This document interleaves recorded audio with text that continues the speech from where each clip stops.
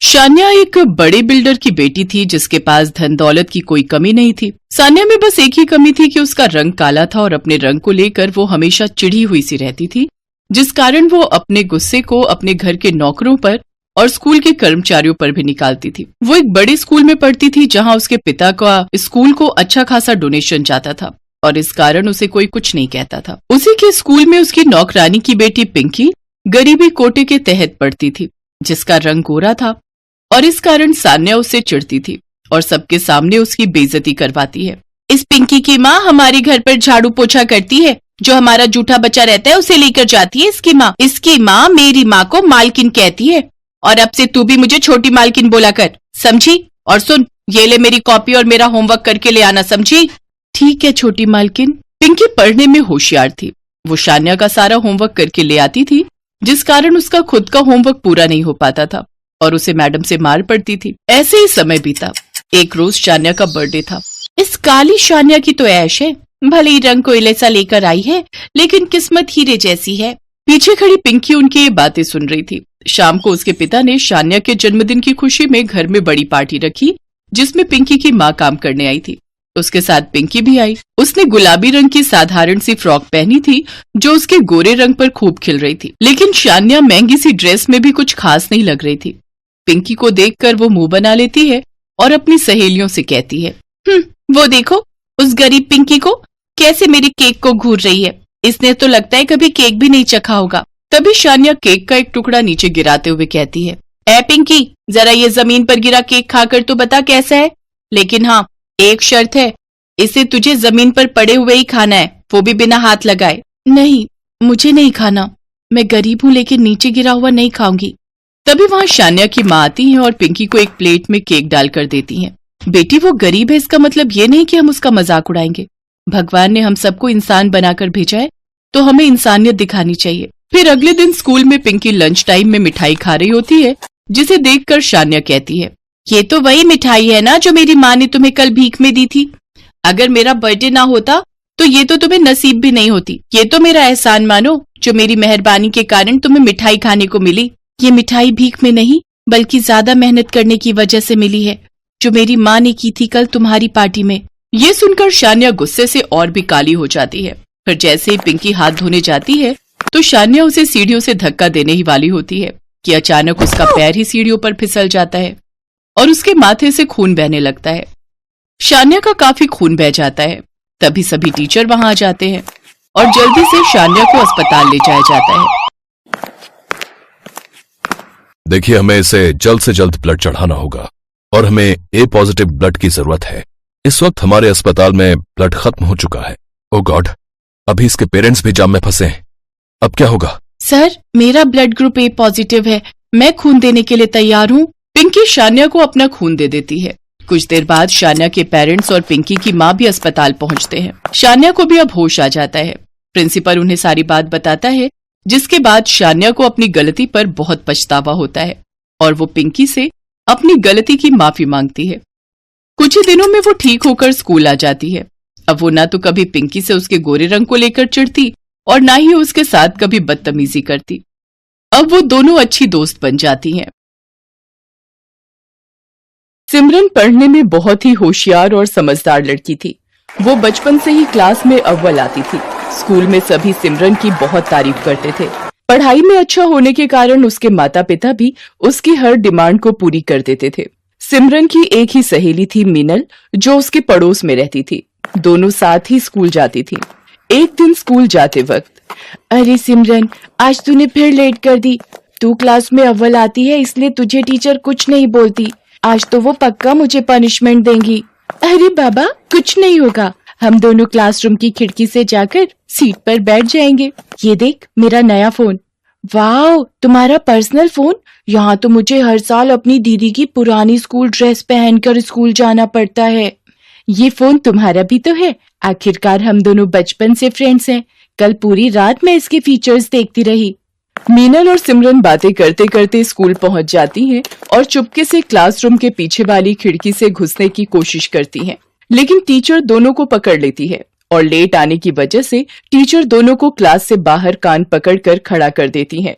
सिमरन, तुम पढ़ाई में अच्छी हो, लेकिन तुम्हें स्कूल के और भी रूल्स फॉलो करने चाहिए, डिसिप्लिन मेंटेन करना चाहिए। सॉरी टीचर, अगली बार से ऐसा नहीं होगा। सिमरन और मीनल के सामने वाली क्लास से दो लड़के क्लासरूम के बाहर कान पकड़कर खड़े थे। अरे क्यों दिल छोटा कर रही है? सिर्फ हम दोनों ही क्लासरूम के बाहर थोड़ी हैं, सामने उन लड़कों को देख। हाय गर्ल्स, आप लोग भी क्लास में लेट आई थी क्या? हाँ, ये टीचर भी ना स्कूल में पढ़ाने आती हैं या बच्चों को पनिशमेंट देने? मैंने तुम्हें इस स्कूल में पहले कभी नहीं देखा। हाँ, मैंने भी कुछ दिनों पहले स्कूल में एडमिशन लिया है। धीरे धीरे रॉकी और सिमरन में दोस्ती हो जाती है। दोनों एक दूसरे को अपना फोन नंबर दे देते हैं। दोनों हमेशा साथ में घूमते हैं, स्कूल के बाद भी साथ में वक्त बिताते हैं। एक दिन स्कूल से वापस आते वक्त सिमरन अपने मोबाइल से किसी को टेक्स्ट कर रही होती है। अरे यार, तू भी ना हमेशा इस मोबाइल में ही लगी रहती है।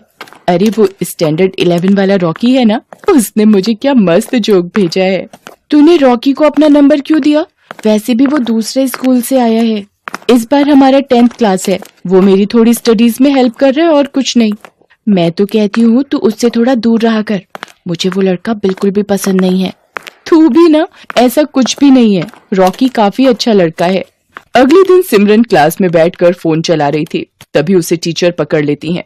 ये क्या है सिमरन, आजकल तुम्हारे मार्क्स वैसे भी पहले से बहुत कम हो गए हैं और तुम क्लास में बैठकर मोबाइल चला रही हो। मुझे मजबूरन तुम्हारी मम्मी को कंप्लेंट करना पड़ेगा। सॉरी टीचर, अगली बार से ऐसा नहीं होगा, वरना मम्मी मेरा फोन छीन लेंगी। प्लीज मम्मी को मत बताइएगा। ये तुम्हारी पहली गलती थी, इसलिए मैं माफ कर रही हूँ। ऐसे ही कुछ महीने बीत जाते हैं।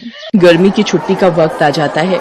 सिमरन और रॉकी स्कूल के बाद कुछ टाइम साथ में गुजारने का प्लान करते हैं। अरे यार मीनल, तू आज अकेली घर चली जा। अगर मेरी मम्मी तेरे घर पर कॉल करे तो बोल देना मैं तेरे घर पर ही हूँ। लेकिन तू कहाँ जा रही है? मैं रॉकी से मिलने जा रही हूँ। ये सही नहीं है, तुम्हें स्कूल से सीधा घर जाना चाहिए। तुम मेरे से जलती हो क्योंकि स्कूल में सभी मुझे इम्पोर्टेंस देते हैं। ऐसा कुछ भी नहीं है, तुम मुझे गलत समझ रही हो। तभी सिमरन के फोन पर रॉकी का कॉल आता है और वो वहाँ से चली जाती है। सिमरन रॉकी से मिलने उसके घर जाती है। वहाँ काफी अंधेरा होता है। सिमरन रॉकी को आवाज देती है, रॉकी कहाँ हो तुम? रॉकी पीछे से आकर उसे भूख कर डरा देता है। ओह रॉकी, तुम भी ना, तुमने तो मुझे डरा ही दिया था। क्या तुम भी बच्चों की तरह डर गई? रॉकी और सिमरन साथ में पिज्जा खाते हैं और खूब सारी बातें करते हैं और एक पिक्चर देखते हैं। कल से गर्मी की छुट्टी हो जाएंगी, हम लोग 2 महीने तक नहीं मिल पाएंगे। इससे पहले मैं तुम्हें कुछ बताना चाहता हूँ। हाँ बोलो, क्या बताना है तुम्हें? तुम मेरी बेस्ट फ्रेंड हो, मैंने आज तक तुम्हारी जैसी लड़की नहीं देखी। तुम भी ना, तुम भी मेरे सबसे अच्छे दोस्त हो। सिमरन और रॉकी साथ में वक्त बिताते हैं और कब दोनों अपनी हदें पार कर जाते हैं उन्हें पता ही नहीं चलता। अगले दिन से स्कूल की गर्मी की छुट्टियां शुरू हो जाती हैं। रॉकी और सिमरन एक दूसरे से मिल नहीं पाते। कुछ दिनों बाद सिमरन को उल्टियां होने लगती हैं और सिर चकराने लगता है। सिमरन को ये सब थोड़ा अजीब लगता है। तब वो मीनल को सारी बात बताती है। क्या किया सिमरन तूने? मुझे माफ कर दे, मैंने तेरे मना करने के बाद भी रॉकी के साथ वक्त बिताया। तू चिंता मत कर, कल से स्कूल खुल रहा है, तू पहले रॉकी से जाकर बात कर। अगले दिन सिमरन जाकर रॉकी से बात करती है, उसे सारी बात बताती है। तुम्हें याद है उस दिन हम तुम्हारे घर पर मिले थे, हमारे बीच? वो तो मेरा सबसे खूबसूरत दिन था। हमारे साथ में बिताए गए वो पल मैं कैसे भूल सकता हूँ? मैं प्रेग्नेंट हूँ। मुझे कुछ समझ में नहीं आ रहा मुझे क्या करना चाहिए। अगर किसी को पता चल गया तो सब हमारा मजाक उड़ाएंगे। ये क्या बोल रही हो? ऐसा कैसे हो सकता है? ये मेरी प्रॉब्लम नहीं है। ये क्या बोल रहे हो तुम रॉकी? ये सब हमने साथ में किया था। ठीक है, रुक जाओ, मैं कुछ करता हूँ, लेकिन इसके बाद तुम मुझे अपनी शक्ल मत दिखाना। रॉकी वहाँ से चला जाता है। सिमरन रोते हुए मीनल के पास जाती है। क्या हुआ, तुम रो क्यों रही हो? रॉकी मेरी शक्ल भी नहीं देखना चाहता है। वो मुझसे नफरत करने लगा है। मुझे पता था वो लड़का कुछ ऐसा ही करेगा। मुझे उस पर बिल्कुल भी भरोसा नहीं था। मुझे लगता है हमें किसी बड़े की मदद लेनी चाहिए। नहीं, ये बात किसी को नहीं बताना, वरना सब मुझ पर हंसेंगे। अगले दिन रॉकी सिमरन को एक गोली लाकर देता है। ये लो, ये गोली खा लेना, इसके बाद इस परेशानी से हमें छुटकारा मिल जाएगा। लेकिन रॉकी, इससे कुछ प्रॉब्लम तो नहीं होगी ना? चुपचाप से एक गोली खा लो और मेरा पीछा छोड़ दो। इसके बाद से न तो मुझे कॉल करना, न ही कोई मैसेज। सिमरन वो गोली खाकर जाकर अपनी क्लास में बैठ जाती है। तभी वो चक्कर खाकर गिर जाती है। तुझे क्या हो गया सिमरन? आंखें खोलो। इसके मुंह पर पानी छिड़कने के बाद भी इसे होश नहीं आ रहा है। लगता है कोई सीरियस इशू है। टीचर, मैं आपको कुछ बताना चाहती हूँ, प्लीज आप किसी को मत बताइएगा। मैं तुम्हारी टीचर हूँ, तुम लोगों को सही राह दिखाना मेरा काम है। तुम बिल्कुल चिंता मत करो, बिना झिझक के मुझे सारी बातें बताओ। मीनल डर कर टीचर को सारी सच्चाई बता देती है। टीचर सिमरन को हॉस्पिटल लेकर जाती है और वहाँ उसका अच्छे से चेकअप करवाती है। कुछ देर बाद सिमरन को होश आ जाता है। टीचर, मैं आपको कुछ बताना चाहती हूँ। मेरी तबीयत खराब होने के पीछे कुछ और वजह है। मुझे मीनल ने सब बता दिया है। इस उम्र में बच्चे नादानी करते हैं, लेकिन तुमने जो किया है वो छोटी बात नहीं है। इससे तुम्हारी पूरी जिंदगी बर्बाद हो सकती थी। मुझे अपने किए पर बहुत अफसोस है। मैं कभी भी ऐसा नहीं करूंगी। आप प्लीज किसी को कुछ नहीं बोलिएगा। ऐसे बिना जाने कोई मेडिसिन लेना खतरनाक साबित हो सकता है। तुम्हें किसी बड़े से एडवाइस लेनी चाहिए थी। मुझे माफ कर दो मिस, मैं बहुत घबरा गई थी। लेकिन तुम्हारे साथ जिसने ये किया है, मैं उसे सजा दिलवा कर रहूंगी। टीचर रॉकी को स्कूल से सस्पेंड करवा देती है और उसके फाइनल एग्जाम देने पर भी रोक लग जाती है। मुझे माफ कर दीजिए टीचर, मैं ऐसी गलती फिर कभी भी नहीं करूंगा। तुमने एक लड़की के साथ जो किया है वो माफी के लायक नहीं है। तुम्हें सिमरन से माफी मांगनी चाहिए और अब इस गलती को सुधार कर इसका पश्चाताप भी तुम्हें ही करना होगा। मुझे माफ कर दो सिमरन, मुझसे बहुत बड़ी भूल हो गई है। मैं घबरा गया था। मैं तुम्हें प्रॉब्लम में छोड़ के चला गया। टीचर सिमरन को लेकर उसके माता पिता के पास जाती है। देखिए सर, मैं आपसे जो बात करने जा रही हूँ वो आपको बहुत धैर्य रखकर सुननी होगी। अक्सर बच्चे कुछ गलतियां कर बैठते हैं जिसकी वजह से उन्हें पछताना पड़ सकता है। आप क्या कहना चाह रही हैं टीचर? हमारी बेटी से कुछ गलती हुई है? वो दरअसल बात यह है कि वो आपकी बेटी सिमरन प्रेग्नेंट है। ये सब करने स्कूल जाती हो तुम? मैं तुम्हारी खाल उतार दूंगा, बेशरम लड़की। रुक जाइए सर, अब ऐसे समय में आपको इन बच्चों का साथ देना होगा, वरना ये जिंदगी भर खुद को माफ नहीं कर पाएगी और ये नादानी में कोई गलत कदम ना उठा ले।